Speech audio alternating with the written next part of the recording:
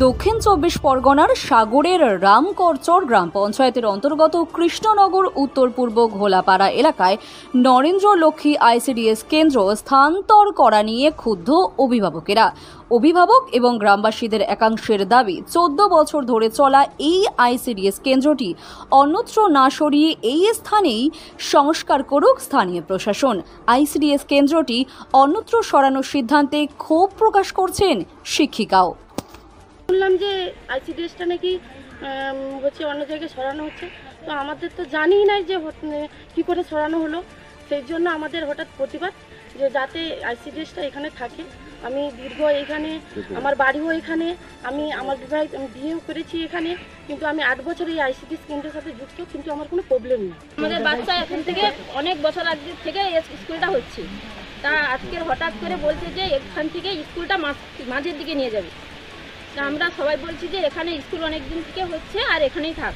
বাচ্চাটা হচ্ছে 8 জন 9 জন মতো, ওই দিকের বাচ্চাটা এদিকে বেশি, তার জন্য আমাদের এখানে বেনিফিশিয়ারি বেশির জন্য আমরা এখানে স্কুলটা রাখতে চাই এবং থাকবে এখানে। হঠাৎ করে জানি না কতিপয় মানুষ কি কারণে এখান থেকে আইসিডিএসটা নিয়ে চলে যেতে চাইছে, আমরাও নিজেরা জানি না।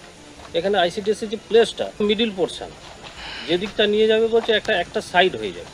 জানি না কতিপয় লোক কী কারণে বলছে, কোনো না কোনো স্বার্থ তাদের মধ্যে লুকিয়ে আছে না। এখান থেকে হঠাৎ করে 14 বছর চলছে আইসিডিএসটা, সেখানে কোনো প্রবলেম আসলো না, হঠাৎ করে এই প্রবলেম আসলো আজকে।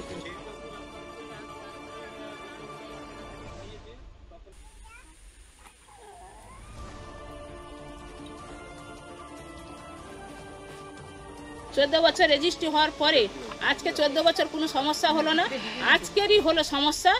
আমার গত 2-4 দিনের মধ্যে হয়েছে যে মিটিংটা করেছে পাড়ায় সমাধা বলে ডেকে ওদের মায়েদের সমস্ত লোকান্তভাবে সই করিয়েছে, তাদের আইসিডিএসের কথা কোনো বলেনি।